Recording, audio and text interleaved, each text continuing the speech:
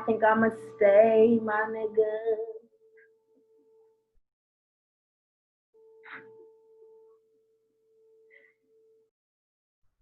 Namaste, my nigga. Welcome back to unFEMiliar. It's your girl Nate, here with Tony Love. Hi. And we have a special guest, D Blunt Danica.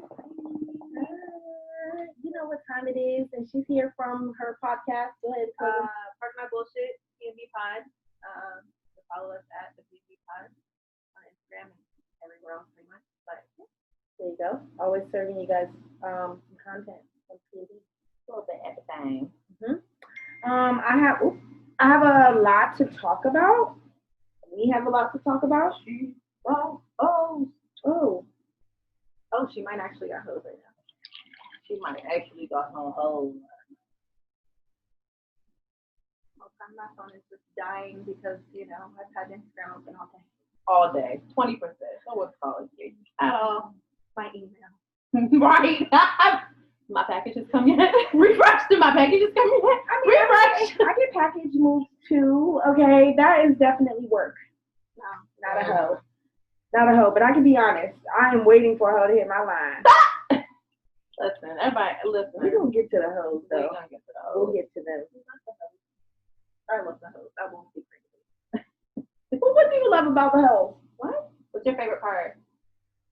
Everything. Like, I consider myself a hoe. Why? Like, what? Girl, don't know. There are questionable things. There are very questionable things in my realm of world.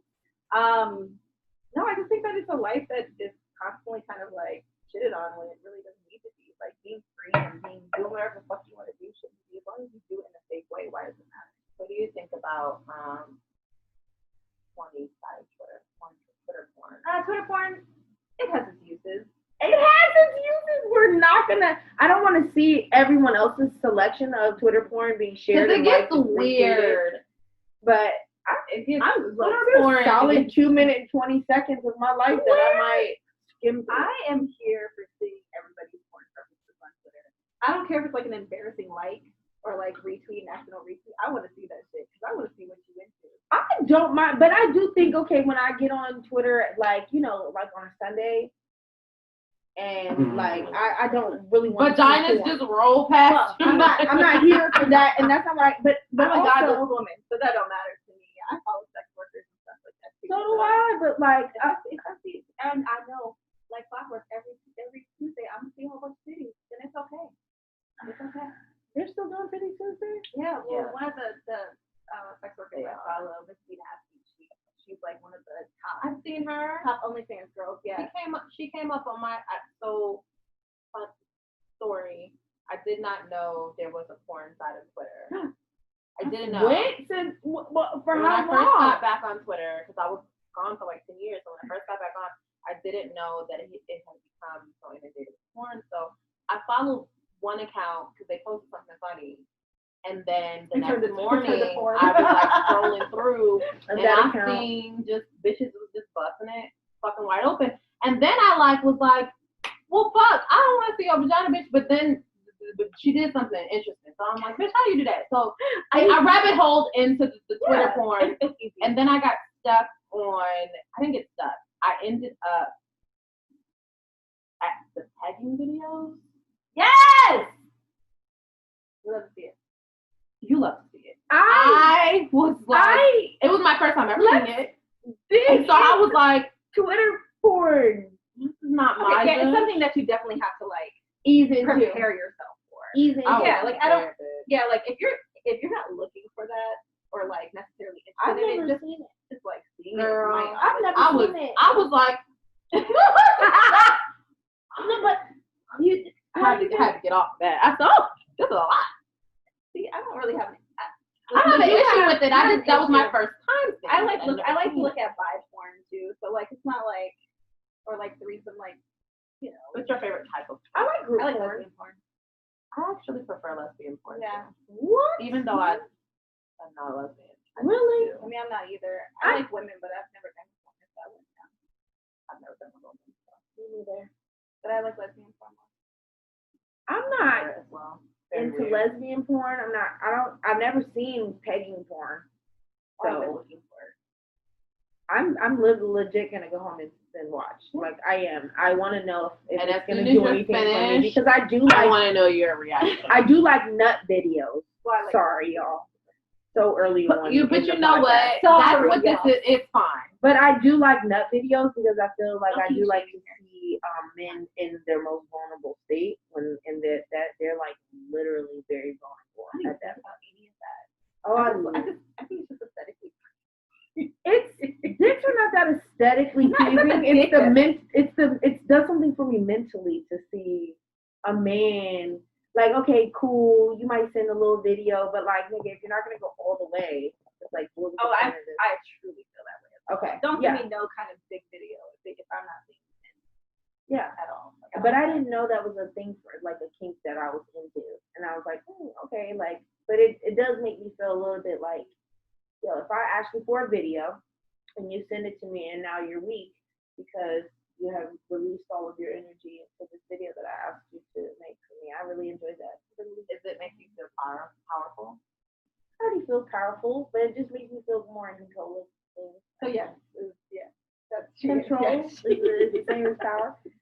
I want to. Yeah, kind of, but I don't have to be powerful right then and there. It's like Right. I'm just telling you, and then you just. It's like when Kanye said he made her wait in the bathtub until he called her back. The Kanye line, and he was like, "I made her wait in the bathtub." Okay. I get it. But I'm just saying, I get it. I'm into those. I'm into that kind of kink, but Twitter So it's not porn. the actual cum. No, it's not. See, I like cream pies and stuff. No. Tony. When I tell you that's the one thing I don't fucking like. I don't like cream pies, and I don't really like man cum. I just like seeing cream pies. I like squirt videos. I like watch watching That's really. I'm not that's gonna really lie. cool. I Girl like squirt videos. I like That is very cool. I like a lot of. I can flirt. So How? girl, it's. I've only done it one time, and it was an accident, and it never happened again. It never happened again. This dude was like, "Are you?" And I was like, "Am I?" And I was so impressed with him. It's like almost like finding like the holy grail. Like it's very difficult for me, but it can happen. I think. So, but you can't just go back and press a button and it just. Oh no, does it. absolutely not. I mean, it also like if I would just have regular orgasm. That's a mental thing too. We should unpack that because I take a long time sometimes. But if I'm completely like my guard is completely down, I can come quick and I can come back to back quickly. It takes me a very long time. Me too, actually. All the time. It's a mind thing. And I need multiple. I need to have to stimulate you. Yep. Yeah. Like you can't just stimulate me with one. I need more than one. Yeah, or else it's never gonna happen. Or like Clarify. or it's like a literal hour. Yeah, then that's just a waste of my time. I need penetration and clitoral stimulation at the same time. So 9 times out of 10, I usually have to, when I am with my partner, I have to deploy. He has to on me because yes, It's got to be both. it has to be both. Yeah, mine doesn't. Why? do both, I don't know. It definitely helps, It's way quicker that way. but I can't come up with this penetration. So. Also, You don't say you can't. no, you can't. There are some women who actually just can't. Can't. So, There's a G spot though that can be. but hit. it's not. If It's not. So a man's penis usually goes in, right? Your G spot is here, That's why the girls be wanting the curve. and it's like only an inch in. So when you're dealing with a big dick nigga, he gonna go more than an inch in. It's a vagina canal when men are having sex with you is literally just a way. They're just jacking off in your There vagina is canal. other It doesn't positions. do anything for you. There are other positions like reverse cowgirl sometimes that can hit your spot. No. Damn, I've only dated 2 guys that can make me come through penetration on. Never happened. I have had a lot of sex. Nope. Not for me. Damn, y'all, damn. Work harder. Yeah, I mean, I watched a video one day of this sex therapist lady. I actually saw on Facebook, and she basically was like, "Yeah, women won't adjust. They won't actually come off of regular penetration alone because it doesn't do anything for them. Doesn't do it for me. Their G spot is My an inch in and up. And my cervix is also like tilted and like There's different things that go That on. shit you only find out when you have like a baby. Yeah, It's not literally. Yeah. I was about to say, damn, I don't know shit about my surgery. We're not- But we're not even when going you get, down. even when you Okay. get pap smear, sometimes your doctor will be like, oh, well, okay, so the doctors I see, I also worked for almost 4 years. So like, My doctor has been my doctor since I lost my baby. Yeah, I've had my same doctor for a long time. Her name is Dr. Christina Hedgeman. She's a woman in community referral. Dr. Or, Lita. yeah, she's for that. Yeah, so that's my doctor. She's been my OBGYN since I lost my virginity because you don't have to go to an OB until you lose your virginity. oh yeah. So I didn't. Because Yeah. I lost my I mean, virginity at 18. Oh God, Jesus, that was me. My mom was that. Yeah, I was definitely fucking at 15 too. Yeah. Oh, my mom. Oh, well, y'all was fucking. I wasn't. So my Yeah. mom was like, Okay, all right, I we're gonna go to Nova Pediatrics. I'm like the oldest one in the just like, Where my the kids, fuck? where my kids go. I need to know if you go there too. Fuck it. I was I know definitely that's there right, until 18. I was definitely there until Fuck 17, and then when I lost my virginity at 18, I was like, I think I need to go to the OBGYN, and my mom was like, sure you do, and that's how she found out I lost my virginity. That is, You were no longer a child, so being a pediatrician probably isn't it. I think that bitch was on No, and my mom was gonna have to just take it. what were you about to say? You were about to say something. Damn it. It was leading us. Down to me. A little bit for people. Damn. I don't know. Who knows this? Pegging. Pegging that up. videos. If you haven't seen a pegging video, you should look that up. I have one more thing to say about porn. I just found out there was an area of porn I had never seen it. Old lady porn. Oh, you didn't know? So they Really? give Granny like porn? granny porn. They give like it's like they give like monologues before they do their porn. Okay. It's like a very tasteful way to like do porn, I guess. I don't know. Skip through that. Nobody's listening to that. You listen to it? I never watched it. Somebody told me about it Oh, somebody told. because they've seen it. Oh. They like it. But I don't really want to see no old bitches busting I out don't open. either. I don't either. And I don't want to hear them talk about their shit either. White bitches. Is that what No, you with said? some old, the old black bitches on that I don't want to bitch. see no. We talking about like 65. I'm not trying to. Sometimes How'd you get there? 70. I'm not I trying to never see got baggy there. Somebody skin. told me. Oh. That's I'm not a big. I'm not a big porn person. I don't really. I've watch always it been into porn very since I was like often. 11. Damn, I found what it the on fuck the- was I doing as a child? Because I found it I on was the. being a child, so at 11. I'm about to say, bitch, I was playing with dogs. I was playing with dogs, but I had to have a Spice Channel and Playboy, and we had illegal cable, and it was channel Why? 88 and channel 89 in Springfield, Virginia, and I don't know. I stumbled across it, and I was come home. I was so amazed by it, and I was thinking, I'm gonna watch it every day after school, every single day. Did your parents talk to you about that? Yeah, we did talk about like treating your body like a temple, but like not at 11. Oh. They didn't talk to me My until parents talked to me about sex like pretty early on. So like, man, I once mean, it got to a certain point. no, a lot of stuff I taught myself. I would say I learned it taught myself. We're gonna take come out. Sorry. Okay, I gotta pee anyway. Hello. I don't. I was ready to go. I ain't nobody. Stop it, myself. Stop it with this foolishness. Foolishness. I don't know who you are. Foolishness. Nigga, what you want?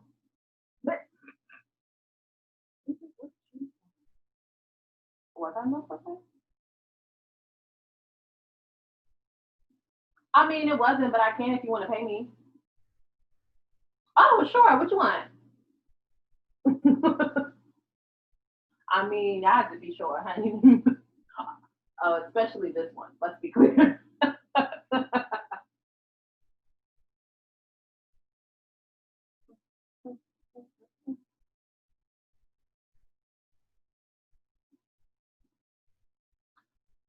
I could finesse this. Do they need to be healthy? Do you want a variety? Should I make a menu?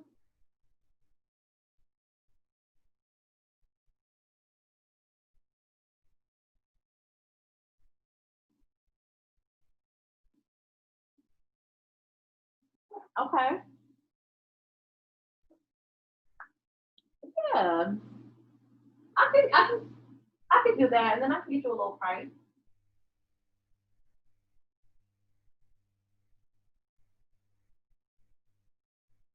No, I'm in the same place. I might move at the end of the month, but yeah, I'm in the same place.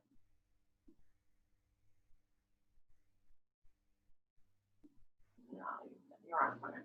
I'm right off the bridge.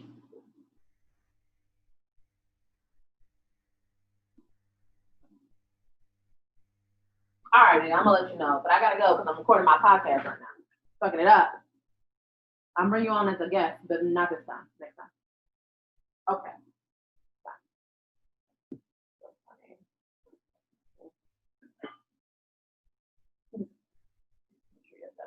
You okay? Thanks for holding. I'm the hookah holder right now. So sorry. We're back. Small intermission. Okay. And we're back. We're back. What were we just talking Granny about? corn is what we were. I don't want to talk about it anymore. I'm not one to kink shame, but like honestly, that ain't for me. I don't understand it.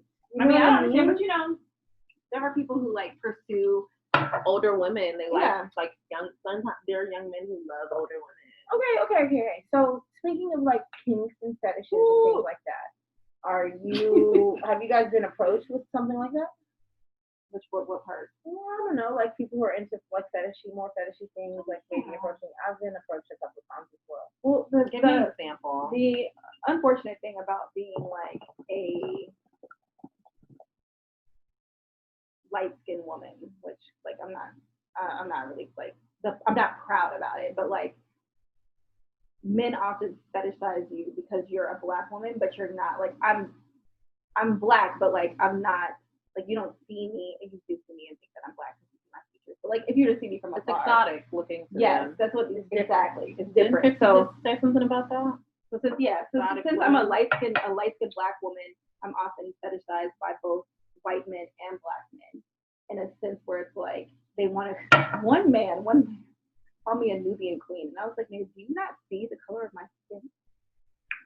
Do you? I mean, yes, I'm black, but I'm not. I am not highly melanated. I'm okay with that. I'm not. Well, I'm actually not because I was actually darker. But like I actually am envious of my kids getting colored. My best friend feels the same way. Alex feels the same way. Like her boy is a little bit more brown. She was hoping he would be more brown. I'm hoping my babies, God willing, will be more brown than me. Bitch, mine are 3/4 black in my color in the wintertime, and then in the summertime it's like Kaylin's pretty much your complexion right now. That's what's My up. little baby niece, girl, she's not a baby anymore, but my little niece, she is just a little chocolate cupcake. She is so chocolatey. The kids have not eased up. They have actually gotten worse. So if you have chocolate children, please talk to your kids. Yeah. She does not like to go outside in the summer. She does not like to get darker. She's beautiful, isn't it? She's Yeah. beautiful. So we've been working on her with it. You know what I'm saying? I think now it's a little bit less. Especially since she can't go anywhere. She's like, damn, can I please go outside? Like, yeah. Fuck. But last year it was because she's always she's summer, so she's always in the pool, and so it sometimes it can get a bit. Plus, I mean, she's dark skin like my mama dark skin. Yeah. Like dark skin like my mama. I tell my kids all the time. I'm like, yo, I wish. And you know what's interesting? I was actually was told. So back when you guys know, I kind of just reconnected with my sister, right? So, we hadn't seen each other for so long. So I think she was expecting for me to be like my sister's lesbian. So then she was expecting me to be light skin, and so she was like, your picture's online, and I was like, can my sister she dark skin? And I'm like, wait. Okay. Because she was light skin, my dad was lighter. So that makes sense. It made sense to me. But my mom is dark skin, so I get really chocolate. I mean, but like I wouldn't assume yes, you're not. Like not that that's a bad thing. It's not. But I think that there are steps in like blackness and like what people perceive as like brown skin, light skin, dark skin, whatever. But like I think that's funny, like just because your dad was light skin, that because like I said, like even just look at y'all know what my kids look like. their dad is pretty dark skin. Like he's not like dark skin, but he's on the verge of dark skin. Yeah. Like you wouldn't imagine for my kids to be 3/4 black, even if I am white, half white, like that my kids would pull so much of my like light skinness into their genes, but then look completely black. I mean, genetics are weird. They are weird, but the way I perceive it is, yeah, I wouldn't necessarily call you dark skinned either. Like you are definitely a brown girl. But I don't know if like, but then that goes to tell you like, I guess sometimes like how you were saying you have a minimal like melanin. Okay. Oh. It was fine. Oh, okay. Thank you. I'm like worried. It's okay. You know, the titties pop out in this podcast actually quite a bit. Well, I mean, y'all got a whole lot more titties than me, so it makes sense. Whereas, you know, mine are just they're slightly tittying. So titties. They are tittying. But yeah, I just think that I don't know if like I don't know. I think if we had more, try to make more brown babies, then it would be more normal. That like I feel like your niece going outside and like experiencing that trouble is like, is she around kids that aren't around other brown people? Like I don't understand. Well, what the fuck? There's brown people on TV. There's brown people on the internet. What are these little kids being taught? Like what the funny part about it is one of her friends hit her up on the phone one day, and they were like, you know, around when the George Floyd thing happened, and they were like, you know, I'm so sorry this happened to the people. So she didn't know how to respond. So she went to her mom, my sister, of course, and she was like, how do I respond to this? This is my, she explained the background. This is my friend. She is Eritrean. Her mom's like, she's like, no. She's like, Eritrean? Yeah. So she was like, yeah, you know, you're right. My niece she couldn't respect it. So she's like, yeah, but she's like, I'm sorry about what happened to these people. She's like, you know, I just don't know what to say. And my sister was like, what do you mean? She's like, my people, like, she's black too. Yeah. And she was like, does she know that she's black? And my niece looked at my sister and was like, I don't know, but I know she's black. Right. And it's like interesting because it's like, you don't identify, you don't know, or, and it could be, they're younger, right? So it could just be that her parents maybe have not had that conversation or whatever. So my kids only, in my like viewpoint, my kids only know that they're black because I told them that they're black. My kids only know that I'm black because I told them that I'm black. They think before like we have previous conversations, as they've gotten older, they thought I was white because there's a whole lot of light going on here. My niece, when she was very young, she thought all of my life in cousins were white. Yeah, she just assumed, and I'm just like, I had to like break it down, like, hey, like Gigi, my mom, white woman, like, do I look like Gigi? They're like, no. I'm like, do I look like Granddaddy? They're like, yeah. Like the only difference is just the tone of my skin.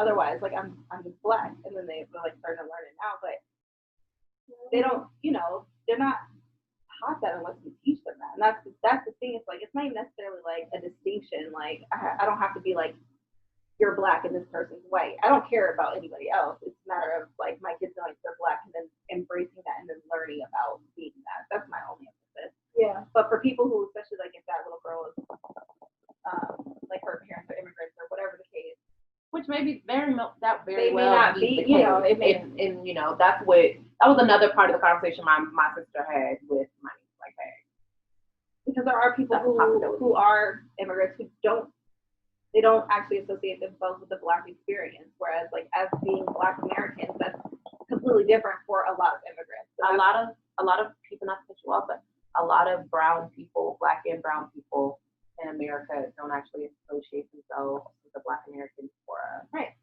at all. Right. A Dominican coming here darker than me, like, no, I'm not black, I'm Dominican. No, you are a whole lot of Afro in that Latino. Okay, you got a whole lot of it. You black poppy, is that okay? Yeah, that's a big thing for me. And earlier today, when I went and got my hair done, not today, but yesterday, I went and got my hair done. Like we were having girl talk at the salon, and she's legit. Shout out Miss Kim. Okay, I always shout you out, the hair chemist on IG. But we were talking about like me being single and like being single. The other girls were single and like Right. Damn, bitch, I was me being single and everybody. Whatever. Like, We're all single. we're talking about We being are. single and like dating outside of your race, right? But I was just thinking like, it's like with kids and like with everything, it's like. So would you or not? I mean, yeah, kinda now these days. What out? Yeah, I'm 31. Yeah, kinda. I'm 31. You got to just take it. 31. I mean, I'm not trying to take what I can get, but I definitely want to expand my options, just like how black men have expanded options. We were saying like white men are kind of interested in you as well as black men are interested in you based on those fetishy skin things, because I get that sometimes too. Girl, I don't have to worry on it for years. I've just experienced a lot of fetish shit. Didn't mean it. I was really trying to, and I couldn't get. I was Yeah, I scared. told her. I was scared I was, so I kind of had to yawn it on my bed. She yawned in my face. It's okay. It's, No. No, I don't know if I would. okay, I'm alive. Wouldn't date necessarily, would absolutely fuck. Don't care. Like, you know. But do you? So then, my question to both of you guys is this. My question to both of y'all is this, okay? How about you? My question is, but do you guys believe? We'll talk about it later. I'm sorry. Go ahead, Tony. This is my question to the both of you.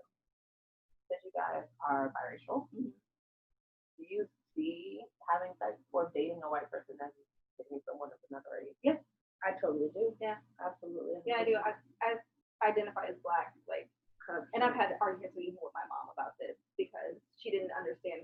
We're in a better place now, but you know, you see it from your viewpoint. She didn't see it from mine. So this is like a woman who, yes, I'm biracial.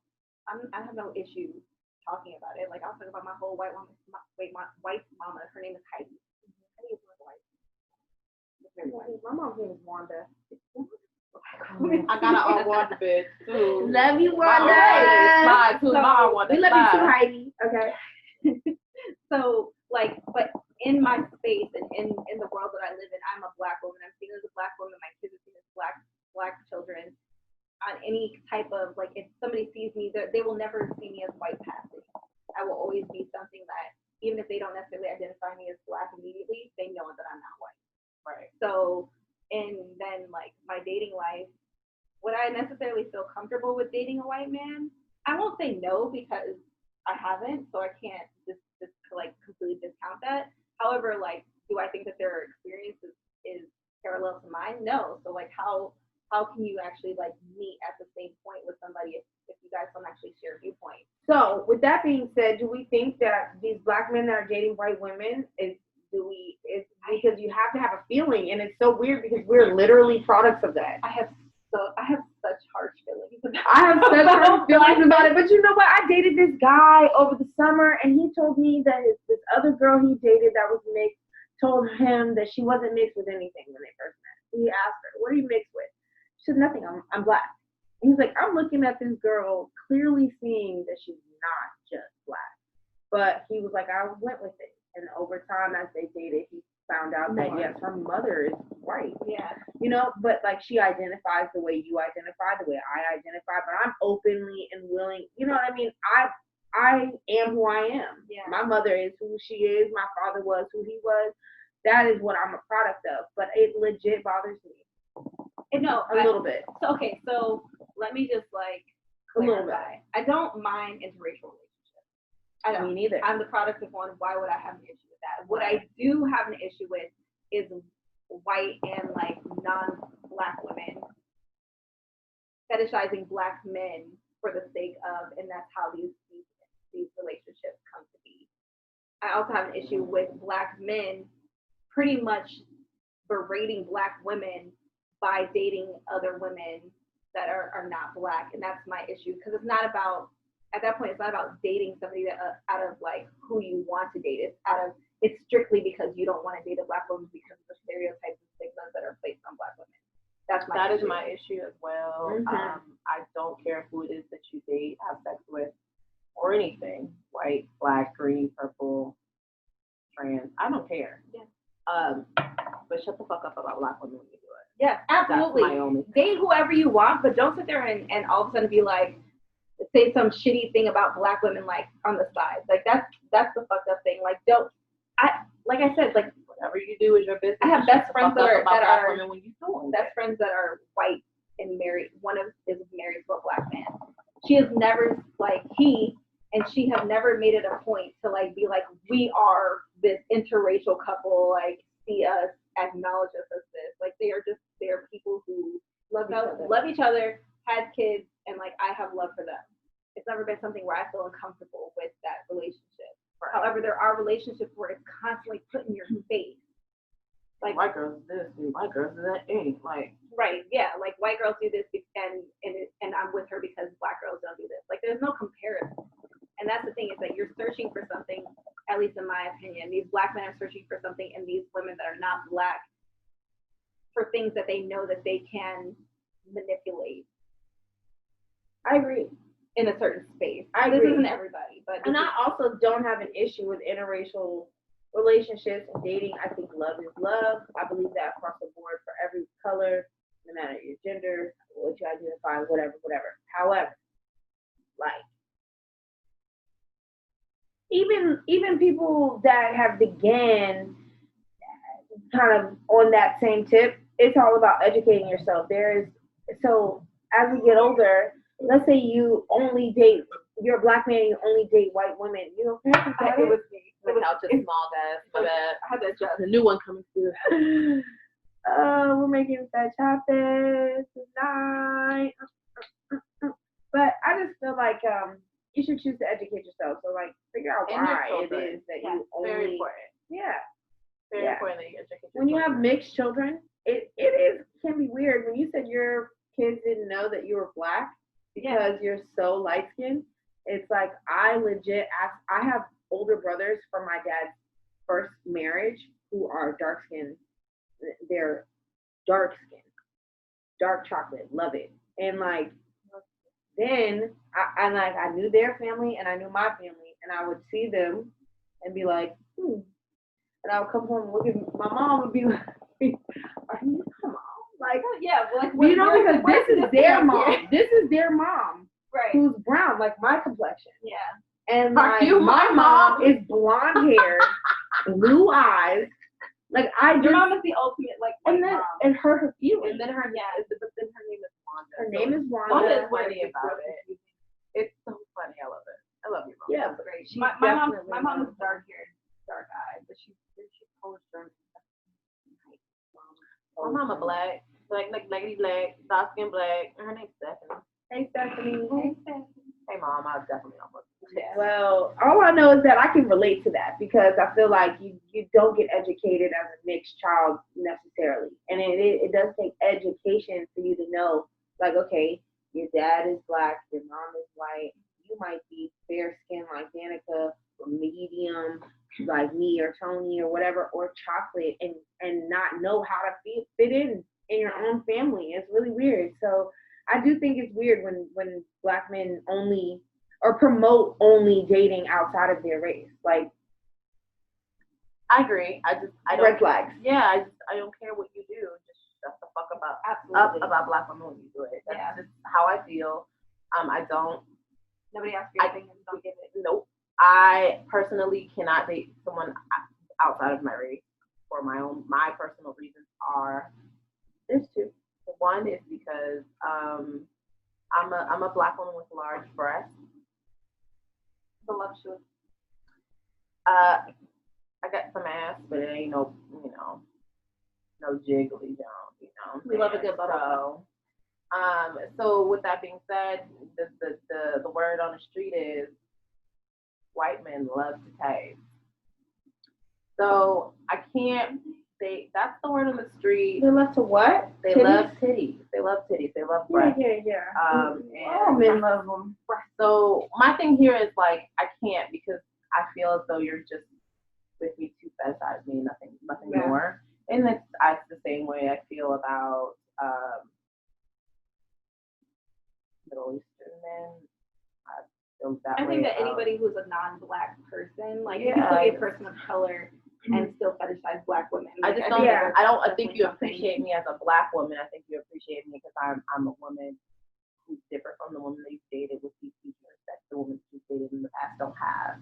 Also, I can't be in a relationship with another race because I don't know what it is that you truly feel, what it is that your family feels about people, African American people, Black people, people of African descent. I can't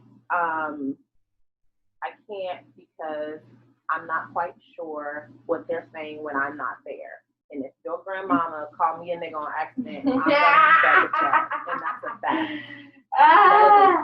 That is a fact. We won't ever be anything because I beat your granny up.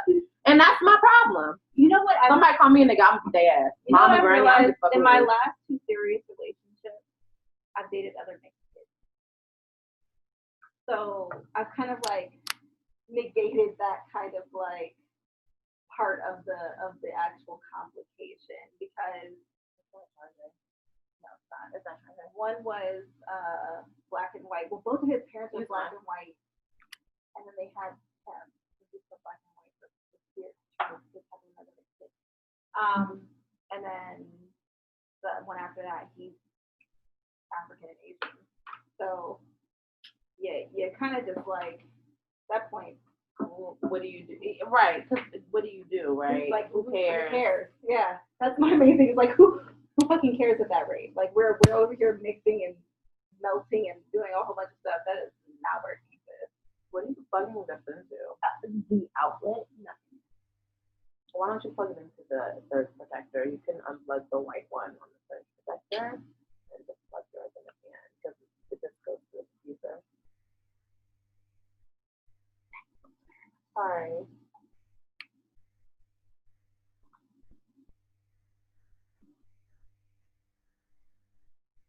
It's not right.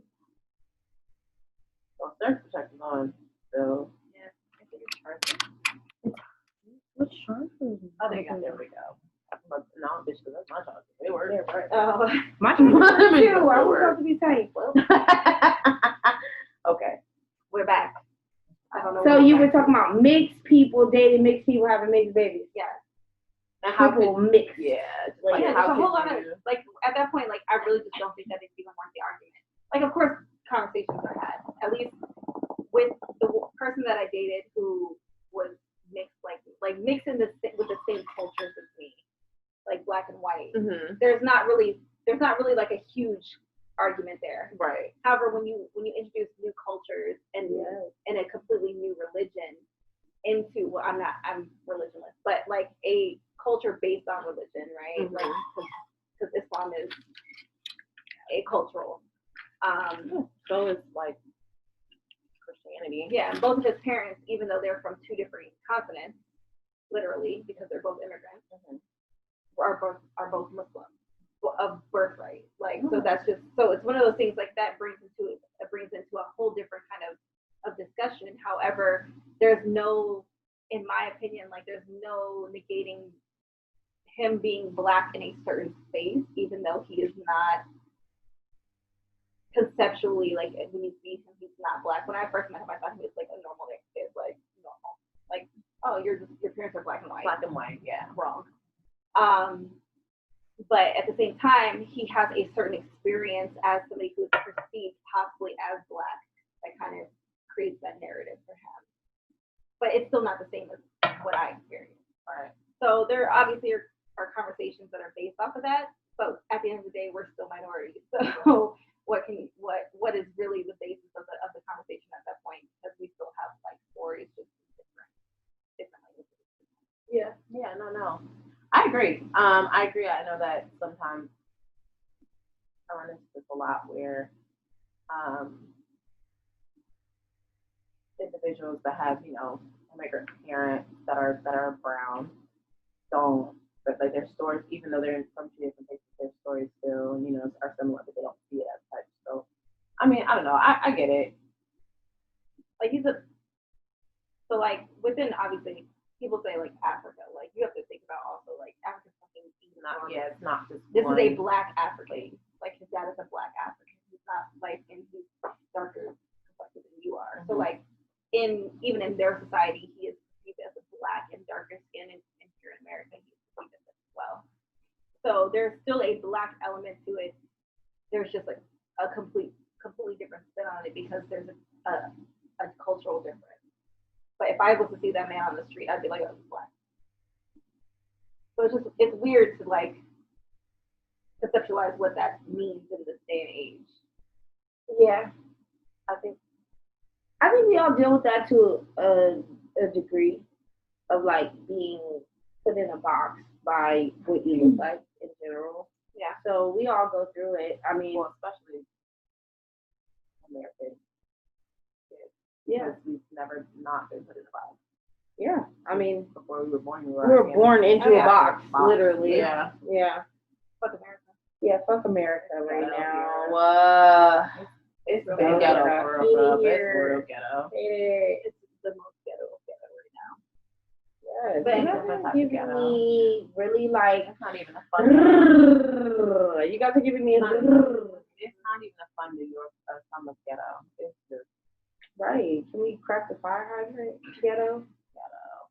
Like, I'm trying to have fun with it. I don't know why this popped in my head, but I do want to say today is what? Tuesday, July 14th. So happy National Non-Binary Day. Remind people that identify as non-binary. The they and thems of the world, but also people who do associate themselves with them or not go by pronouns that they prefer, but Happy non-binary day. Yeah, happy non-binary day. I'm with it. And everybody just take the time, I think, to people that you care about and even people that you just are trying to show respect to, just try your hardest, because I struggle with pronouns and things like that. It's something that takes conscious effort. Yeah. But I care a lot, and the people know that that I may have made mistakes with pronouns and things like that. Like, they know that I care and that I'm trying. But I think that's important. I've seen a lot of people just be blatantly like, come on. Yeah. Come on. Also, I want to add this. Add it, sis. It's very important. I know I have on this one of the two biggest on the couch that have a therapist, okay? But I'm going to say this because it's important. Teach your kids this. Because at the end of the day, it doesn't matter what you feel. People, they deserve to be called whatever they're asking to be called. You know what I'm saying? I just like respect. Like, if you don't want to be called a bitch ass nigga, you're gonna tell people, please don't call me this bitch ass nigga. Please do not. It's the same thing. Even though I look like a bitch ass nigga to you, don't call me a bitch ass nigga. Of course. So just apply that to your everyday. And if a person asks you to be called a she or he or they, just do it. My niece actually, it happened so early. So one of her little friends texted her and let her know and was like, hey, I think I'm bi. She came out to her, which was very, very nice. I mean, I thought that's a very special moment, right? It is. I think it shows it's a little friendship they have, right? And, she gave her view and she was like, I hope that you can still, be friends after. And my niece is very open when she meets her sister. And so my niece was just like, this bitch done broke up. My niece was not like this bitch done broke up. This bitch right here broke up. Broke up, bitch. That's we're dubbing you broke up, bitch. For the rest of did anything. It's actually very cheap cup. I want it at a something Christmas gift shit. Anyway, Okay. So Frank came out as bi, and my niece was basically like, "Hey, girl, thanks for telling me, appreciate it, but I don't, care. You're still my friend, so congratulations for coming out." Are we going to watch YouTube videos or not? Basically. And I think it was very important because my niece is only 11. So I think it's important that we've given her our spew, but at the end of the day, she's going to really do what she wants. Yeah. But I think it's important to know that she is actually listening to us, and it really doesn't matter. So it is important to teach your kids that because these are going to be grown ass adults one day. Making decisions in the world for someone. One of my daughters, actually, her obviously school is no longer in, was it for a very long time. conversation. Nice. Yeah, that she's a super nice lady. Like, met her, she's like, she's super nice and like very like just she loves her job, you can tell. But that whole conversation had to be had, and it wasn't even necessarily because as a parent I've been very open about things like that. I just think that that's the shape of our world right now. Like, there's no reason for me not to talk about the different like layers of people in the world that my kids are going to be exposed to at a certain point. So we've had many conversations, but when this came about, you know, they started the school year. I remember Caitlin came to me and she was like, "Mommy, there are people who are being mean to this teacher because, you know, because people are saying that she's a man," and people were actually transferring their children out of this teacher's class. So I was offended, of course, but it just kind of like it resonated with me that well, she's still 9. This year, it seemed like this has been like 6 years. Right. She's like, she's way older than 9 now. This was literally like 6 months ago. Hey, everybody has experienced like 4 years in 2021. Yeah, exactly. Weirdest place ever. But my child was like, "Mommy, I just, you know, I wanted to tell you because they're being mean to her. I don't want them to be mean to her. She should be able to be whoever she is, and she should be accepted for that." And I appreciated that from a child, and like kind of was like, you know, you pat yourself on the back as a parent to know that even at such a young age, your child is accepting and acknowledging a person for who they are and doesn't care about any of the actual like backstory that comes along with it. But even still, I just think that just like what you were saying, Tony, like those kinds of conversations are super important for our children. I just think that our world right now is just it's ever changing, and it's one of those things that I think are a super like it's a great thing. Especially like me, I identify as somebody who's part of the queer community, so like having to have that conversation with my kids eventually, not quite yet because I don't think that they understand the complexities of it, Right. but that they accept that and they love that, and we watch drag queens on the daily. I literally wore a t-shirt with a drag queen. And my daughter saw it earlier. She's like, "Oh my God, Mommy, that's Cassia." And I was like, "Bitch, the fact that you know Right. blatantly who the drag queen is, kudos to you." Yeah. I think it's important. I have a strong presence of gay and lesbian family members, and this has always been who they were. We already knew prior to them coming out. We just, waited, right? So you are who you are. I love them all so much. One of them is literally my best friends, and I also have a lot of friends that are trans. Actually, I have a lot of friends in the community. So one of my friends who became trans, who is trans, thank you, who is trans, and then transitioned into a man, and when I reconnected with them on internet, I called him by what I met him as, right? And he kindly explained to me, "Hey, well, this is good, good to hear from you, but this is what it is now." And I was so elated and happy for him, and shout out to MJ, so happy for him, living in his truth, being happy, beautiful person, beautiful person. And yes, one of my closest. He's amazing, super amazing. Shout out to you, MJ, and all the other people like MJ living in their truth. Finally, however long it takes you. Like, I think it's great. You can live the rest of your life. A lot of people not living in their truth, exactly straight, gay, no, whatever, Yeah, for sure.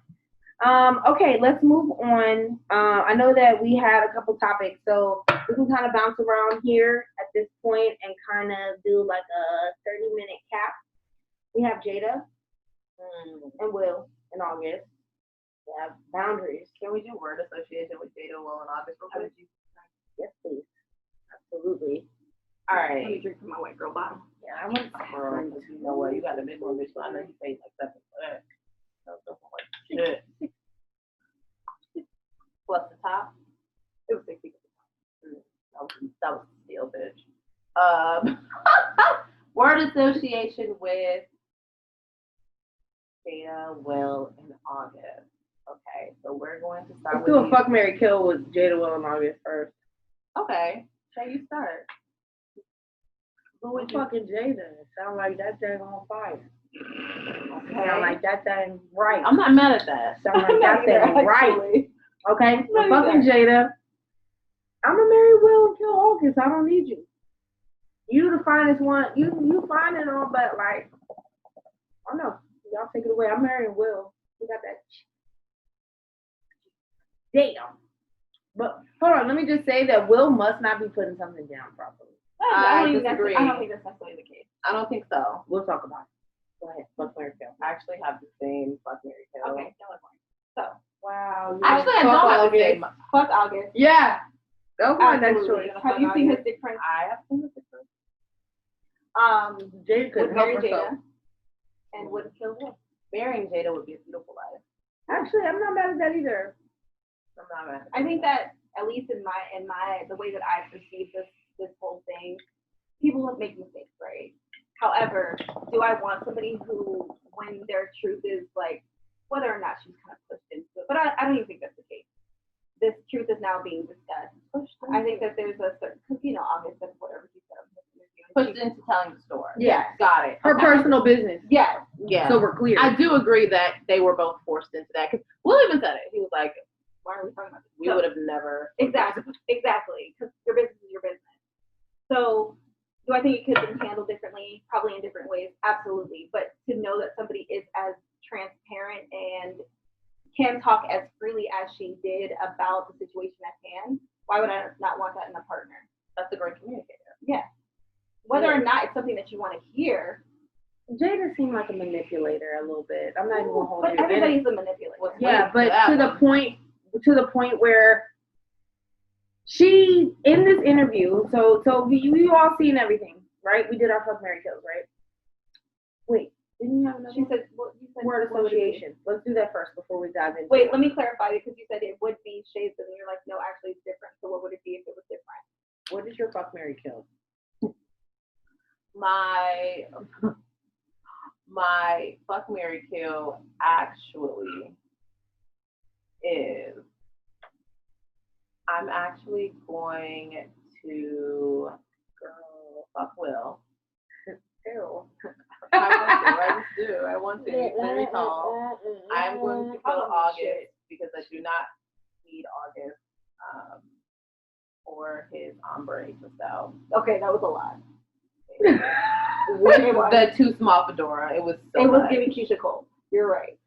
I changed my mind. And his album was not as good as that one either, so I did not appreciate Either. Damn, it's giving Keisha Cole for real though. It's not as good as that first Keisha Cole It's album. giving No I should way. have cheated.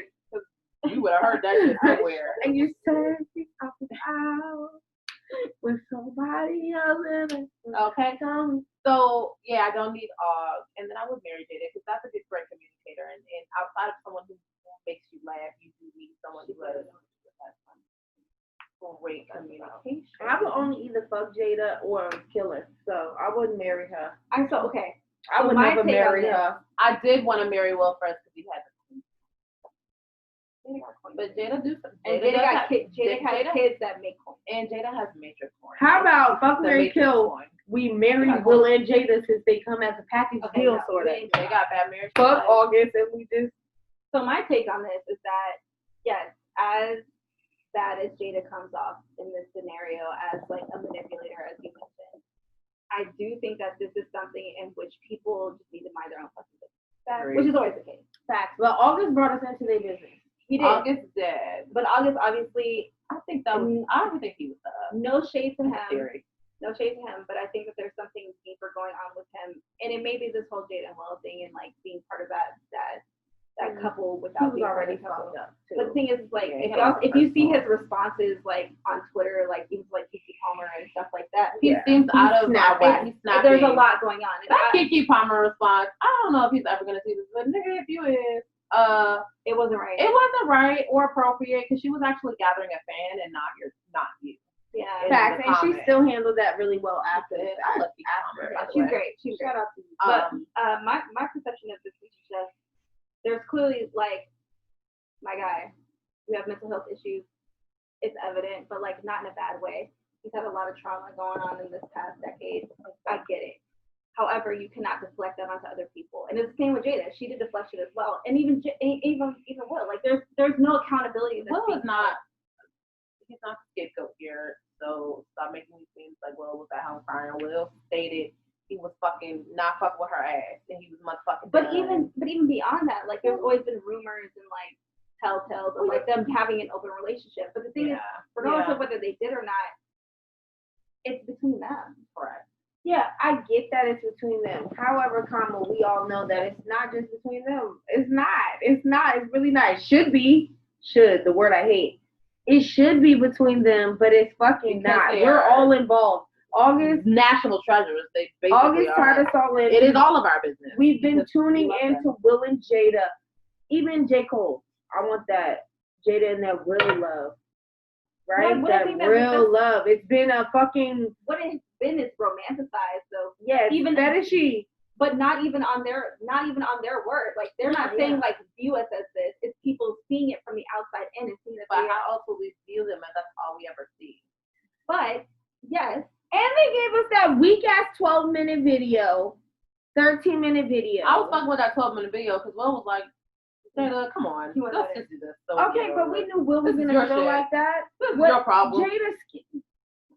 She needed somebody to talk to. Everybody was quarantine. Non-juicy part. We didn't get nothing juicy from Will or from Jada. We got nothing. I think you have to read. Entanglement was the juiciest thing we got out of Jada. Now that's it. I think you have to read in between the lines. There was a part at the end where Will was like, "Yeah, I got to get you back for this," and Jada's response was, "You got to get me back. Like you haven't done enough getting back already." Did anyone miss that? No, because I did not miss that. And all of the comments I see are very similar to yours. And the case is not that. It's clearly not the case. Will probably was out doing whatever he was as a young man. He was a young man in Hollywood. They got married young. You seen the video where Jada said she had sexual, maybe possibly a sexual addiction at a younger age. She felt like everything that could be fixed. Definitely has her skeleton. Do you not think that this is her equal choice with Will to maybe be in this life partnership instead of husband and wife? Well, that's what I'm saying. It's her decision and his decision. I totally agree. What this is somebody as us as spectators seeing it from the outside in. And what I think is that beyond this, and this is just completely speculation, I don't know their relationship, they have something that they've discussed in this space. Whether or not this August Alsina thing is something that kind of fell between the cracks, that doesn't matter. What matters is that they've been married now for almost 3 decades. And they have been able to work through and maneuver whatever they feel in whatever space they do, whether they have an open relationship or not, whether they have hall passes or not. There are things that they've obviously discussed. So if they are okay and they're able to do this as a couple and like put all their business out there without actually putting all their business out there, more power to them. But I think that these takes of like Jada being this terrible person are wrong. I think Will and Jada would be saying that if it was Will. Yeah. Because I also look at things from a perspective of having a certain like understanding of how open relationships work, how polyamory works, how certain dynamics of things. I think people don't dig into how polyamory actually does work. And they haven't really delved into that concept, and that is something I've dove into those waters a lot. The only thing about Will and Jada that bothers me, I'm cool with them coming to an understanding between each other and fuck what the world has to say. But they don't say fuck what the world has to say. They sat down and did a 12-minute video to address how the world feels. And so with that being said, it's like, for me, if you're going to put on this fucking cookie cutter ass, of course Will's got a fake like he's so mad. This nigga probably got, who knows? Absolutely. Who cares? Who cares? Well, I totally agree with you. In a polyamory. But like, they care too. They care too, just like how much we care. They care about what their appearance is. Otherwise, why wouldn't they have just come out and said, yeah, we fuck other people. So what? I think that they only care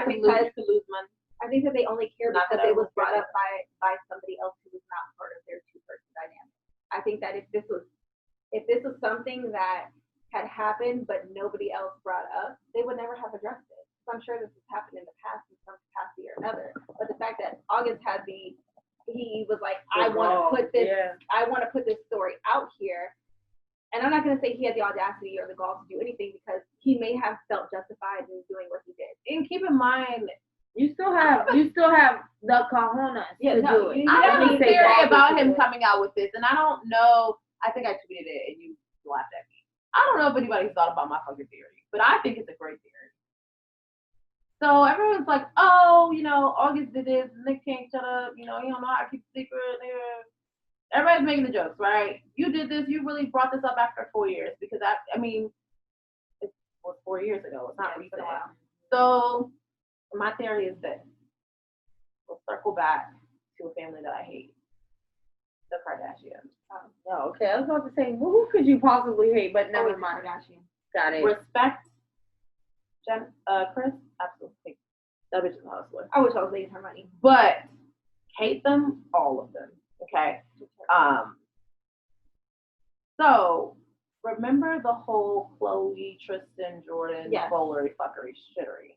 And then you remember Jordan Red Table talking with Jada, which is her good peep, because that's like her godmom and dad, and she looks out for the cookhouse. Okay? And you remember when Jada pulled her on in to the Red Table and told us what the tea was, what the real tea was, not what the tea was, how the Kardashians were trying to relay it over. Yeah, you know what I'm saying? Make it villainize her. So fast forward, we never heard anything after that. Kris Jenner strikes back to literally every single thing. Everything, right? She never did anything. It kind of just fell off. Khloe was left looking even more stupid than she was prior to that story. And it was just hell. We watched it on TV. Everyone made a lot of money from it, right? I think that didn't sit well with Boss Lady Kris. Okay? And I think she's really been trying to plot and plan something big to get them back together. Like, let me reel you back in because you just got a little out of line. I lost you, but I got you back. I think she paid August to tell this bragged ass information. Because if Kris Jenner call you, you know that his phone? Yes. It might be some money on it. Hello. Hello. Hey, hello. I'm here. Hello. Okay, I'm answering the phone. No, I get what you're saying. However, I think that's completely. Kris Jenner paid August to tell that 4-year-old tea, and we ate the shit up like motherfucking Do I think somebody Captain Crunch? Do I think somebody put a bug in his ear? I think that's possible. Do I think he was paid to do it? Probably not, because I think that he thought this was all. He was on the Red Tabletop last year. Yes. Which means they were still friends last year. Everybody. Publicity is good publicity. It doesn't matter if it's bad. It doesn't matter if it's questionable. It doesn't matter if you're getting canceled. It's still publicity. The fact that he had an album come out. Oh, he knew it. No. There's no. But that's what you get. On top of the money with Kris Jenner, you get publicity. You get the fame that you're looking for. So did he? He knew. He knew he was going to get He knew he was going to get people to watch him. That was a given. But that don't mean he probably did it for no money. I think he's misleading. He is, but I'm not negating that. Yeah, unstable creature. I'm not negating that. But if Kris Jenner called me like, hey, I got an idea. Well, I got an idea too. But what's your idea first? Because it might involve some coins, and her idea is some of your ideas, but her idea pays you. Yeah. I'm gonna say I did it for the money too. Not gonna completely discount it. Not gonna say necessarily that it's a good theory. It could be a coin. It's not my theory, but it's a vindictive theory. But it's not. But it's not necessarily. I'm gonna tell you what. I think that the nigga fell in love with Jada. Oh, of course. Even up until last year, she probably still had him on the line a little bit. You know what I'm saying? When you know somebody loves you like that, you keep them on the line. I've done it. You've done it. You've done it. I don't care. So Jada is just like the rest of us. She kept that thing on the line. He probably got that data. But I think that's also part of maybe my point is that we are not, just because they're celebrity doesn't mean that they're not real people. Right? Yeah. So like nobody is flawless. Nobody is without mistake. Nobody is without manipulation. Because even if we have the best intent as individuals and as people, we all manipulate situations to benefit us. I know. And then, it's so weird in this day and age that celebrities are really looked at like, yo, if you come out and you're yourself, people will love you and eat it up. And people do love it and eat it up, right? But it's like still a version of yourself that you want to put forward. Yeah. Why do we still want to put a version of ourselves forward for the world to see and try to present it like it's real, but it's not real. Well, Nobody is putting their authentic, real ass shit completely out there. And the ones that are, you calling them every name under the sun. Yes. Party, ghetto, stupid, hood, whatever you could find, whatever you could fucking find. The ones that are being authentic.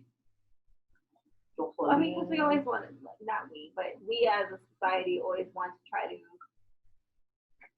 berate or like somehow like pretty much like take something and delegitimize it to make ourselves feel better about our lives. And that says a lot about majority of society, because if you have to make someone else to feel small, to make yourself feel big, that is a mental issue that you need to go to a psychiatrist and talk to them about. Oh, maybe not necessarily a psychiatrist, a therapist. We'll start there. Sure. You don't necessarily have to medicate. You don't. But Maybe. don't take any medication regardless of these things. But no. Okay. Unless you're like, you have to. So ultimately, our final thoughts on Will and Jada, I just want to be clear. You're saying it's none of our fucking business. Let's stop talking about it, right? Okay? I'm saying niggas like August need to be put on blast because women get fucking talked shit about for doing the same fucking shit. And we, I think August should have just took his L in quiet. I'm saying that take your heartbreak and go the fuck left. We've all been there. Yeah, that is. And it's a legendary hit. It's a legendary hit, Jada. We all love a good side chick. My theory. He's the side chick. Yeah. I'm saying about this is that this shit is Kris Jenner's fault. Also, what I'm saying is that these niggas. I don't really care about any of it. I just know that this is Kris Jenner shut this shit up. So, and we're eating it like that's my theory. That's how I feel about it. Word association will go. Square. Word association, August go. Dick. Okay. Word association. Where did August go? Conbury. That's the first thing I thought of. Okay. I cannot get it out of my head. Bro, it was so bad. The twist out was fire. It was okay. Because I was about to say, I know we're not about to fry. It was very moisturized. I know his twist out was amazing. However, that color was there was a lot happening. It was him expressing his. It was very like, oh my energy. god, I messed up my hombre. His energy was very red chakra. Okay. Right. And the way that I look at it is that maybe that Will and Jada money did fade out because it's not really.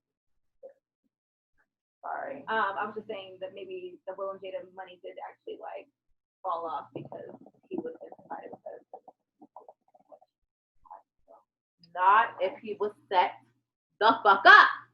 So then that debunks your actual. Then let's not. We don't do that because that's a whole other podcast. That's the podcast. We're gonna debunk that. I'm saying this. Word association, Jada. Bad bitch. Okay, that bitch is. She's doing it. She's doing it. Okay. What's the next topic? Okay. I want to say rest in peace to Naya Rivera. I don't want to but yes, she's a mom. I appreciate her. I love her. I'm sorry that whatever happened to her son, and he's traumatized after the rest of his life. Yeah, it's sad. We've been looking for her for days, and they finally just ended up reporting that they found her body. Yeah, they found her body at Lake Piru. And it's reported, I guess it said that, she basically had enough strength in the water to like put her baby back on the boat. So we want to say rest in peace. There was images of her father swimming in that lake to look for her. Yes. And that just tore me to pieces. So tragic. Yeah. Incredibly tragic. Yeah. I rest in peace, Naya. I actually was holding out hope that maybe she had gotten lost, or they would find her on the land somewhere, like lost in the woods, dehydrated or something. But I really was holding out hope that she was going to be alive. I wanted that not to happen to her son. Yeah. I don't want his last memory to be of whatever it is. And he's a baby, 4. So Yeah. there's another young lady I would like to rest in peace to. There was a famous YouTube star, and I'm actually looking for her name right now. She's pregnant, and she recently passed. Here it is. So Nicole Thea recently passed away along with her unborn child. It was revealed that her unborn child passed away with her. They were unable to save her. She did do one more YouTube video they are going to release. It was said that she died due to complications that could have been avoided.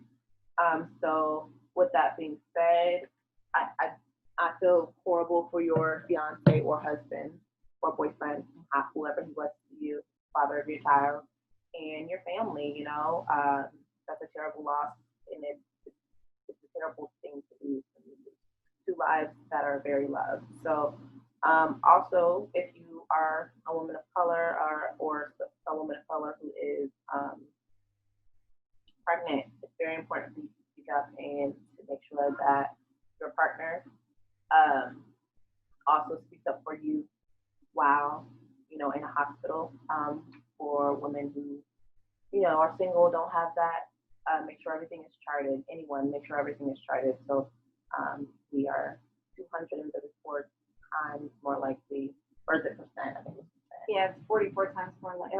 So ratio of white women. 234, but yeah, 233, 43, 13 for every 13 white women, it's 44 black women that die due to complications that can be easily avoided had doctors to them. Preeclampsia, as fucking terrible as it is, can be monitored and well, yes, someday it can be fatal, but it can easily be monitored as well.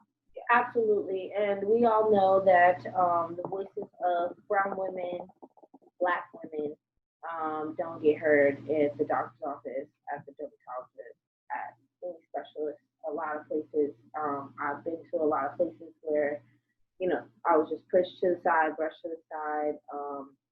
They minimize our symptoms, our pain levels, all these things. So just be very vocal and keep your foot on their fucking neck when you not feeling well or you go into the hospital for any reason. Like you said, your partners should be able to speak up for you and know that the risk is higher for those of color. So in that same breath, I would also encourage to do your research and find black physicians, black therapists. Yes. Obviously, they are a little more difficult to come by, but if I can find both a black therapist and a black nurse practitioner that were within my immediate range, that also were covered by my insurance, it's not impossible. So just do your due diligence to actually see if it's actually available to you, because in my opinion, it's something that will be beneficial to you in the end game, because they have the same thought process. Yeah. And just have, I think, our overall better interest for our people. So, yep, you heard that here for sure. Man, the Naya Rivera stuff really fucked me up a little bit, because it's just like, with children, and again,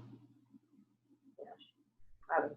Just do your best to respect the family. Don't create these fucking conspiracy theories based off of what you thought she was doing or what you thought her intentions were. At the end of the day, a mother was lost to a son, and a young son at that. He was exposed to circumstances in which she actually died. So just be compassionate, people. Yeah. Facts. And I think we're gonna close it up. Did you have a topic?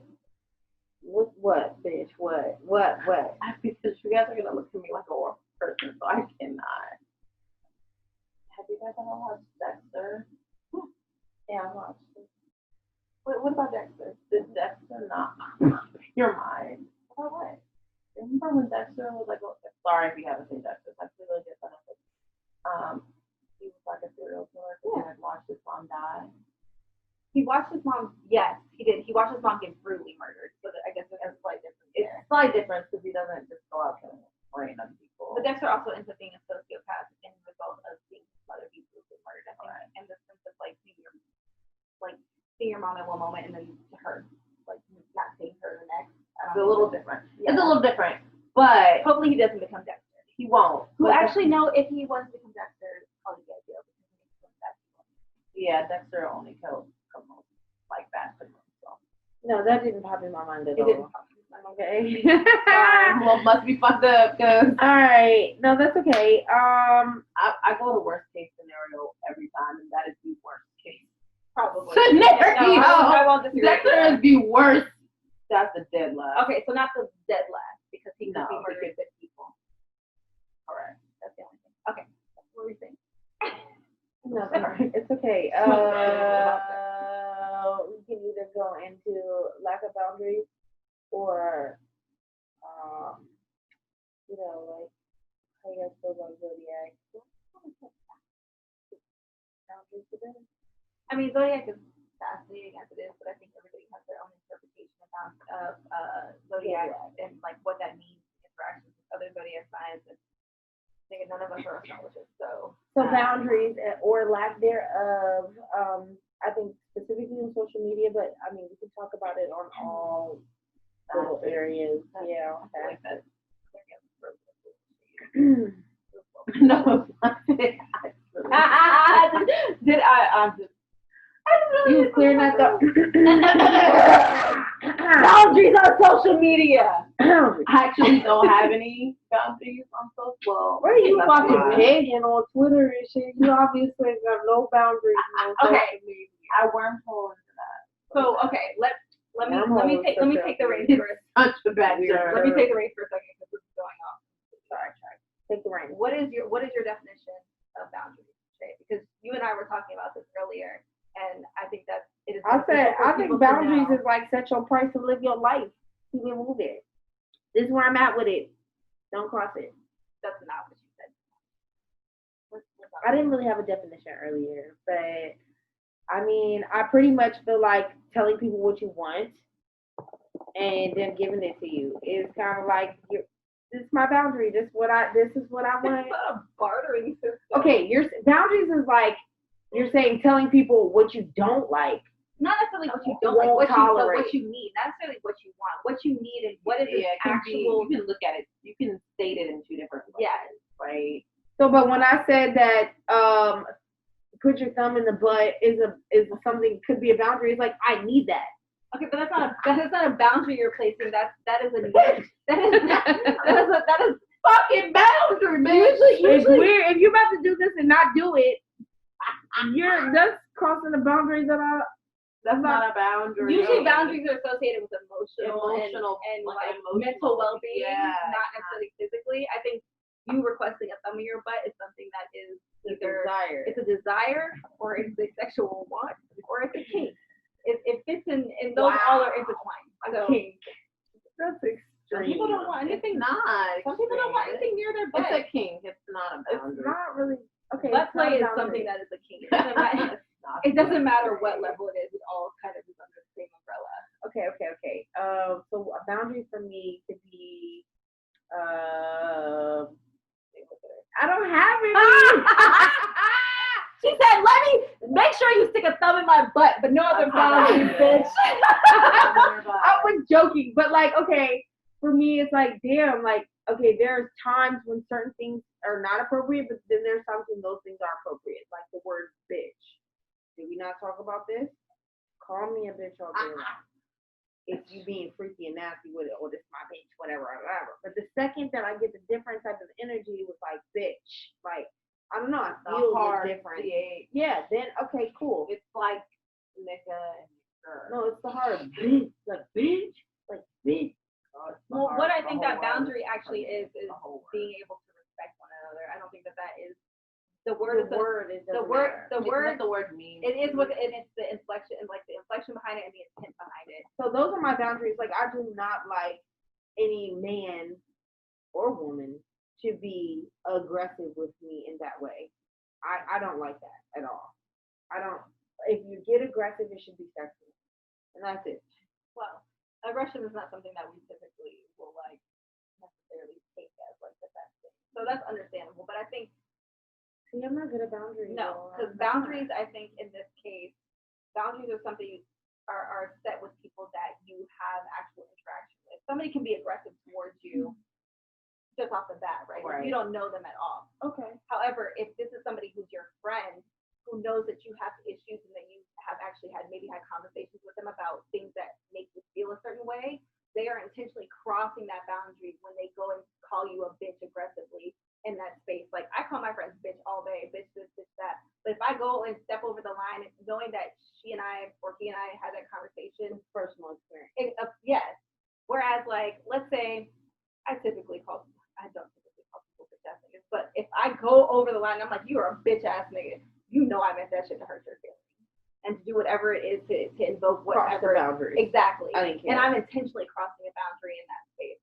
And it doesn't even, I feel like that's something that we don't really need to have a conversation about because it's intentionally disrespectful. Right. In most cases. Right. But I can't think of a thing that I would set a boundary on. Okay. Yeah, I can't think of a thing that I could set a boundary on so in like definite. Like everything is based on circumstance. But mine is communication. Yeah, that's I mean, sorry, not Rona. Mine is communication. should I cough again? No. I'm not. She's business away. Mine is communication. It is very important for me to have clear, concise communications in all of my relationships. Be it that is one of the relationships I have with my family, my friends, or I'm intertwining with someone. Entangled. Sorry. Entangled. Sorry. Art thou entangled? Trying to be intertwined, right? So it's very important that we have clear, concise communication. Yes. Listening to understand versus to respond, because that's how arguments really begin to happen. Yes. Also, being able to communicate effectively without inflection in our voices and becoming mad or angry or whatever. So that's very important to me. Just because without any type of effective communication, you really don't have very much to go on. Nothing will really stick or last. Just because there'll always be this work. So you set a boundary on communication. Yeah. And how can someone step over that boundary? I don't even understand. Like break me down. So I'll like give you a very simple aspect of boundary and communication. Hey, let's meet. Plan to meet, right? Plan to meet tomorrow at 7, right? And I call to just to see what's going on with that. Well, that's a short phone. Okay. I'm a person who calls before I leave. Hey, I'm on my way here, or whatever, right? Hey, I'm on my way here. Call, no answer, right? Text, hey, I'm on my way here, whatever. You get there, waiting. Well, are you coming? They're like, oh yeah, sorry, I dropped something off. I'm on my way, right? Direct, I'm on my way. I feel like there's a couple things there, right? And for me, the first thing is that when I called you and planned this time, you never ever told me that you had something to do before. So you agreed to this time knowing that you really couldn't set it. You had basically had something else to do. Poor communication. Or that's just poor communication. Hey, yeah, let's meet at this time, but I gotta drop somebody off. Or even if that's a habit, I can understand that. But that's poor communication like that happens all the time in different situations when someone is not, they don't know how to communicate. Okay. I won't really say, I'm dating right now. I'm not dating one person. I'm dating multiple people. So when you say setting boundaries, it's kind of like, these are my fucking standards, and now you don't meet them. You're communicating poorly, so I cut you off. I'm not even to the point where I can set a boundary with a nigga because there's no nigga around consistent enough for me to put a boundary on you. But it's like, I'll cut your ass off. What I think, in my opinion, and doesn't necessarily speak at anybody else's opinion, is that boundaries are set for yourself. They're not set for other people. So when I say that I'm setting boundaries, I'm not setting boundaries for somebody else. So you I'm don't not verbalize them. Because no, so it's not even that. It's me not saying, it's not me saying something with the intention of somebody else having those expectations put on them. What it is me putting expectations on myself and saying, this is what I need, and I'm articulating that to you in a way, and if you can't give that to me, not anybody else's space. So a boundary is technically an ultimatum. It doesn't have to be an ultimatum. Yeah, they can be, but it doesn't. You do what I need you to. You do this, or you don't do this anymore. Because that's the thing. With ultimatums, it's about giving you. It is about telling you what you have to do. With a boundary, it is you letting somebody know they have the choice to make that or not. And if they cannot actually respect that boundary, then you don't need to deal with them in a certain space. It's the same thing. I see how you can think It's it's the the same. same thing, but It's I very see- similar. What I'm But I saying to see, you is, yeah, but I see how it is different. It Look, is because similar. with an ultimatum, you are telling somebody you have to make one decision or it's the all other. in the inflection. However, with a boundary is placed with everybody. It's not just one Yeah, specific like that person. communication thing happens.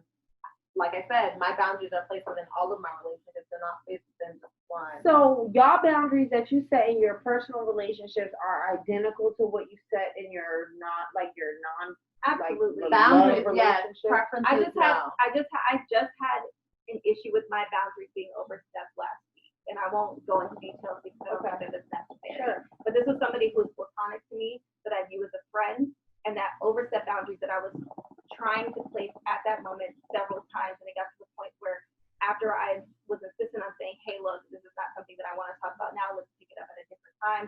I feel like I'm trying to let you know that I'm not good with this, so let me be able to be given the space that I'm asking for, and let's pick it up tomorrow or whatever the case. That is me placing a boundary with somebody who has absolutely no ties to my life other than the fact that they are platonic friends.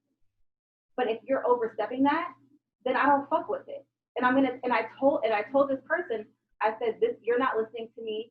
I'm trying to actually sit here and have a conversation, not even have a conversation, but let you know that we need to put a stop in this, and we can pursue it later. I need to work on boundaries. And after that person consistently tried to overstep those boundaries and did overstep those boundaries, I ended the conversation because I knew at that point I had communicated to them that this is not okay with me. I want to be able to have this conversation. I'm not in a space to have this right now. Right. Let us literally just put it on the back burner for just this moment and pick it up when we're both in a space where we're comfortable with actually being able to talk it through. And that was not respected. And I said it maybe 3, 4, 5 times, and that was not respected. And I said, you know what? I'm done talking. Yeah, I feel like ultimatums are different because boundaries, you're explaining this to a person to work at becoming amicable to this. Like you're trying to work with them. Like, hey, I'm telling you this so that we can work together to achieve a common goal. With an ultimatum, it's like, hey, you're going to do this or not. And if you don't do this, this is the repercussion of that. Yeah. Like, you know what I'm saying? That's why it's different. Your boundary is, if you cross this boundary, the communication is going to stop. Not necessarily that's going to stop. It'll just change. So in my case specifically, it's me saying, hey, look, I'm communicating to you this way. Can we talk about this in a different space when we are both in a better place to do so? And me placing that boundary and articulating in a way, it is me saying, hey, I want to talk to you, but I can't do it right now. Can you respect that? Because you respect me. So it's giving someone, I mean, I'm having a hard time. A line that marks the limits of an area. Let me give you sorry. Let me give you an ultimatum in this same situation that I've been in. So an ultimatum in that situation, in my opinion, how I would actually apply that to like the conversation is me being like, you need to shut the fuck up about this, or else, or I'm hanging on. Whereas I fully and completely repeated as many times as I could. Look, I think that you have a point. It's a nice ultimatum. Is that what it's we're not saying? A nice ultimatum. Because you were going to ultimately give him a consequence if he did not stop. Yes, you were. You wanted him to not continue to do something. No, here's another example of that, right? We're arguing about something or we're disagreeing about something, and I'm like, hey, I don't think I'm like in the best necessarily to talk about this. Let's disagree, and we'll pick it up at another table. Pick it up at another time. Let's talk something else. Right? And that's instead of saying, if you continue to talk about this, I'm not talking to you anymore. No, but that's what happens though. What you said is an ultimatum. What I said is a boundary. Right. Okay. Because I'm not saying we're gonna stop talking. We're not gonna have have a warning sign before you get to the point where you're gonna make a fucking consequence happen. Usually with an ultimatum, you're not unless you want to. That's what you said. That's That's what I'm saying. It's a pre thing. It's like, No. okay, look, here's my boundaries. I don't want to talk about it right now.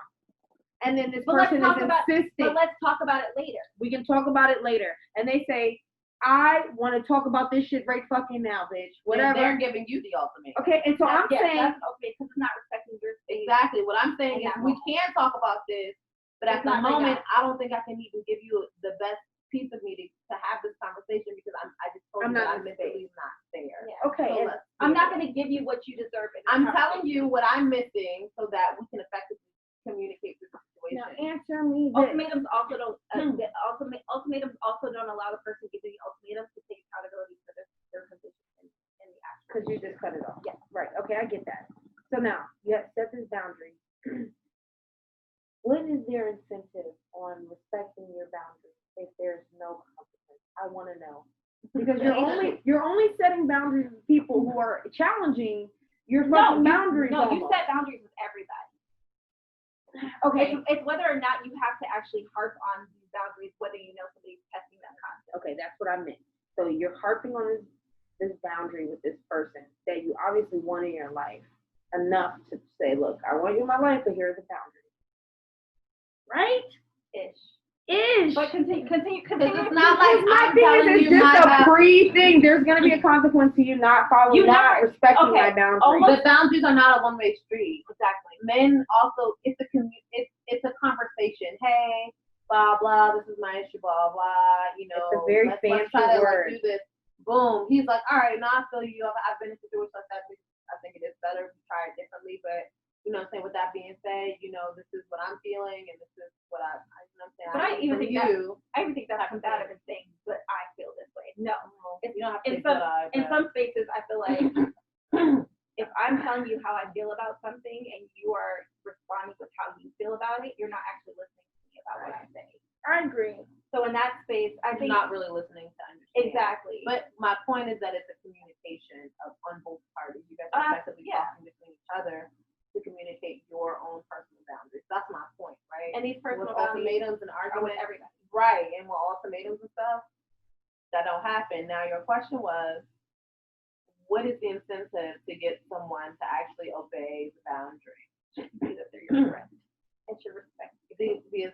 The If you don't come, if you don't but if respect the ultimately- boundaries that I'm putting, it's gonna lead me to an ultimatum. No. If It you don't does. respect me as a person, if you don't respect the words that I'm saying to you, not even in the space of me giving boundaries, if I'm saying something to you and you are deliberately just trying to rebut it, Then what? Then what? No, there is something. I'm not even saying that there's even a then what in this. I'm saying if that's what the case is, you're not respecting me. Well, That's the that's But you have to Hold cut on. them off. You have Hold to on. give a consequence after What? you have asked for them to respect your boundaries. What I'm saying is that this is a pre-thing to eventually saying, look, it's either this is what I'm setting. When you set boundaries, you set rules for people to not cross, not a line for people to not cross. It's rules. It's rules for how people. debunk this theory, Danica. You got no. Get in there, Dr. Love, Dr. Love. Danica, earlier you said that you were in a situation just last week with a friend who did not respect the boundary that you put. Yeah. You asked them to continue. Yeah. Correct? Yeah. That was her boundary. Shay, to your point is, what's the consequence? Danica, you then said, in some cases, no, I don't need any. I know what I said. oh, I'm good, girl. We got Danica here because she knows what she's saying. You said that then you had to cut them off, stop speaking, or ice them, right? So Danica is right, but you are also right because It was her internal ultimatum that she was gonna make, but you didn't maybe she verbalize decided within it. herself that Right. this is the only option I have left, even though I've given them all the chances. So I understand why she would feel that boundaries is not the same thing because she exhausted all her options. Ultimatums, you don't exhaust any options. There are no options. This is it. But you can have exhausted all these options to get you to this ultimatum. Both. No, I don't think it's that they're without one another. I don't think that they're completely separate. Yeah, I do think they that they overlap. However, I do think that there are certain situations. It's about what your intent is behind it. you go into an argument saying that it's got to be this or that, then that is you automatically putting on this that this person is going to argue with you about what you are asking of them, and if they don't actually agree to it, then fuck them. Which is, I agree. Setting boundaries is a really, like I said, a mild way of letting people know. It's like a warning. But I really don't. Yo, you've been really pressing on this nerve for me for now the last 4 conversations we've had about this. So now let me set boundaries. But this was an issue at all beforehand. So this is something that arose just at that right. moment. I view this as a spectrum. Yeah. One is not For without sure. the other. Okay. Everything I've used on a spectrum. So I think one is a more extreme, one is a less extreme, right? I'll Not give you the that. most or the least extreme, but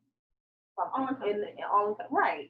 They're all in the same line. Yeah. One is worse and one is not as bad, right? Yeah. You could look at it as, hey, you're just nicely giving your ultimatum, or you could look at it as, hey, we're communicating effectively with each other.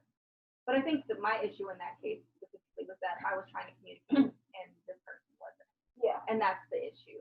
It's not necessarily that's that we weren't when able to come to a resolution, because I don't think that was going to happen. What it was is that I was actively trying to communicate with a person and they were refusing to hear me and actually meet that. And that is the difference between ultimatums and communication. It's that thing. I tried. Because again, if you attempted to communicate with someone about something, they don't communicate back with you about it. What can You can't do anything but the latter, which is cut them off, stop talking to them, leave them alone, leave them where they're at. It's real muddy for me over here, but I feel exactly what you guys are saying. To me, it's like, yo, if I set boundaries with you and I really need to That's work what I was on going to say. that. This is why you have issues sleeping. I need to work on that. I don't set boundaries enough, because what I do is, like, I feel that people know me. So it's like, you want me to say again what you already know about me. So no, my ultimatum is keep acting like that, and this is the consequence. And that's how I'm 0 to 100 with it. But I do need to gradually at least communicate my boundaries, yeah, and give people the opportunity to like, and just give me that. And just in my experience and my advice to any and everybody, I'm no expert. Yeah. However, I do know, like, I would like to say I know myself pretty well. But my advice is to also make sure you take accountability in that space, regardless of whether you feel like you're right or wrong. Because at the end of the day, I feel how I feel, right? And that's completely justified, and I'm entitled to that feeling. And this person also feels how they feel. So they're also justified and entitled to feel how they feel, because that's how they feel. Right. I cannot remove accountability from myself in that space, whether I am right or wrong in my mind, because they don't think that way. And it's making them feel a certain way. So I have to say, at the very least, and this is exactly what I'm trying to do and what I did in this conversation, I said I understand that I have accountability in the way that you feel right now, and that I have some kind of responsibility in this situation. I just want to let you know, regardless of that I want to be able to talk about this on an even plane and be able to resolve it the best that we can in the space that we can, just not right now. And I think that is the main issue, is just saying, like, hey, I may be the issue in this, and I'm not saying that you are necessarily the issue. However, let's pick it up when we are both. But see how what you was about to say? Let's pick it up when I. No, not even I. Almost about to say when I, because I don't even feel like it's I. I don't even feel it's like a little bit like I, because right that now, person has to get it off their chest. I don't give a fuck, and I'm not reaching out. If this person then True. wants to reach out to me and talk to me about it, you do it on then my that is on the, and I will be able, and I will say, hey, look, I'm completely fine with having this conversation because I think it's necessary. I feel you. It is all a spectrum, and it is all based on circumstances with that specific situation. So yes, I agree with you guys. I need to set better boundaries, but I do feel like setting boundaries is just like. But you need to protect yourself. And this is the main issue with Yeah. boundaries, is that people, like I said earlier, people put boundaries down for other people. No, it's not about what other people are supposed to do for you or not do for you. It's about what you need to do for yourself to keep your peace. Well, what in if the mind. person that you were telling them, I can't talk about this right now, but I respect that we do need to have the conversation and on an even playing field, blah, blah, blah, blah, blah. That person feels in their mind, I have to get this shit. I need to get this shit for me. For me, my boundary is that, damn, you're cutting me off. You're not letting me get my shit off right now. I can't express to you how I'm feeling because you're not you're telling me your boundary is exhausted, and then come back, try again later. Well, boundaries do look different for everyone. Yeah, So all from perspective. if let's say for instance you were having this conversation, right, and you said, I explained to you, hey, I'm not in the best mental space, whatever, and you say, listen, apologize for this. I need to do it now though, whatever.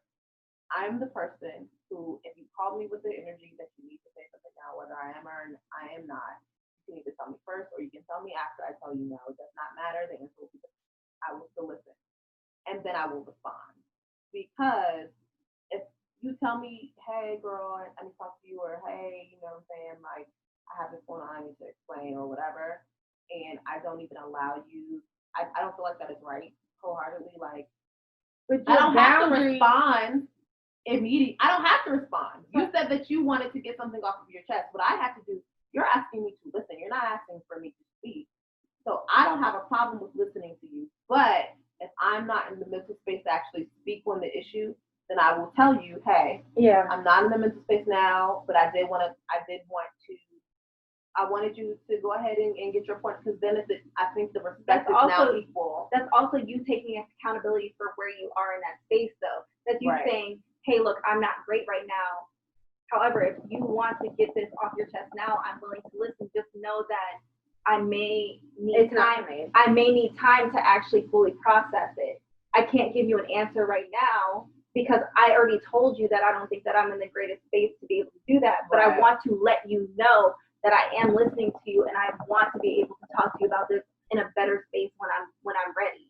Setting boundaries is like bossing up for yourself a little bit. Yes. Yeah. That's really all it is. That's really all it is. And it's giving people the chance for them to boss up too in the same breath, because but damn. But isn't a good word. And You should be able to set boundaries, and other people should be able to set their boundaries. How you guys meet in the middle, one-way street. Right? How you guys meet in the middle is up to you guys. Yeah, I agree with that. And in the same space, though, it's one of those things that you may not think that how they actually show up is good enough, and that is completely up to you. Whether you're right or wrong, that doesn't matter, because it's like I said, your feelings. There's almost no right or wrong. Your feelings are what you feel, and nobody can actually negate those in any shape, way, or form, regardless of whether you are right or wrong in a situation. Because you may then see it in the future. But don't you think that takes away from accountability a little bit by saying everybody, like, yeah, you might feel that everyone's against you, but maybe everyone loves you and they're trying to help you, but you But here's the thing, like, right? come on, that feeling shit, you gotta grow into it. But I feel like when you are able to set a boundary, because most people don't set these, what they do is your first thing is to give an ultimatum. When you ultimately or get defensive, right, or get defensive. So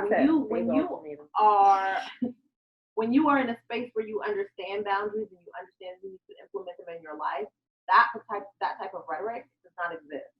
Because you've already analyzed your own self-worth and what you've got going on, and what you have. That's how you know what your boundaries are. And whether or not those are perceived as ultimatums by this other person is up to them. Boundaries are really a lot about energy and your energy, my energy. I feel that. It's really about my energy and how to keep it.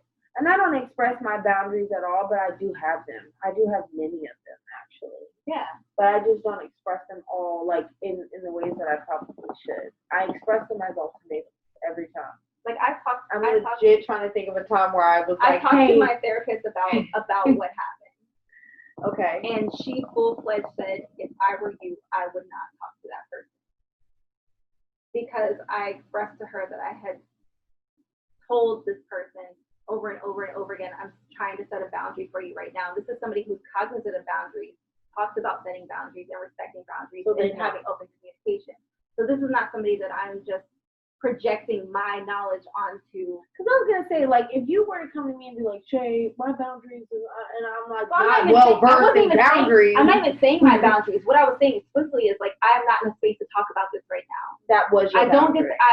Let's agree to disagree at this moment. It is. For sure. It sounds like if you guys have this dialogue back and forth, like, you're already on an emotional level. Yeah. It sounds like they're purposely like. And that's the thing. It's like, it's not necessarily what, like I said, what about ultimatums? It is not necessarily like how you setting that ultimatum. It's your intent behind it. That's the difference between, in my opinion, boundaries and ultimatums. It's the intent that you go into it, because with a boundary, it's to find resolution and to find compromise. Yeah. With an ultimatum, it is to tell somebody that they do or they do not, regardless. Yeah. And it's not going to sway your opinion either way. Yeah, a boundary means that you still care. Yeah. And that you still care to work on things too. Yeah, and that's the biggest thing, is I think that's why I said, like, the biggest takeaway in these spaces in which you feel like your boundaries are being crossed intentionally is that you feel like you're being disrespected, and that is for a lack of care that you thought was established between you and the other person. Right. Facts. I totally agree. And that could be, like I said, completely like platonic, or it could be on a romantic level. It has, like Tony said, like, it's a complete spectrum of where these things lie. However, at the core, it's all the same. Yeah, your boundaries are everywhere. Boundaries at work. Boundaries are literally everywhere you have a relationship with someone. Yeah. Whether it's platonic or not. Yeah. Well, I'm glad we all sat down to talk tonight at unFEMiliar. You know what time it is. And we kind of covered quite a bit. We went real nasty up front, and we've ended it real righteous. Started high. You know? We're giving you a lot of, like, duality, lusty energy with the rope talks, but then still also bringing it back with a little bit of knowledge for that ass. What do you think? Duality. Intellectual. Okay. If you will. With titties out. Would say intellectually titties. Little bye. But anyways, thanks for tuning in. We're gonna plug everybody's stuff down at the bottom, and follow us on SoundCloud, Spotify, at unFEMiliar Podcast. Good night. Thanks. Bye.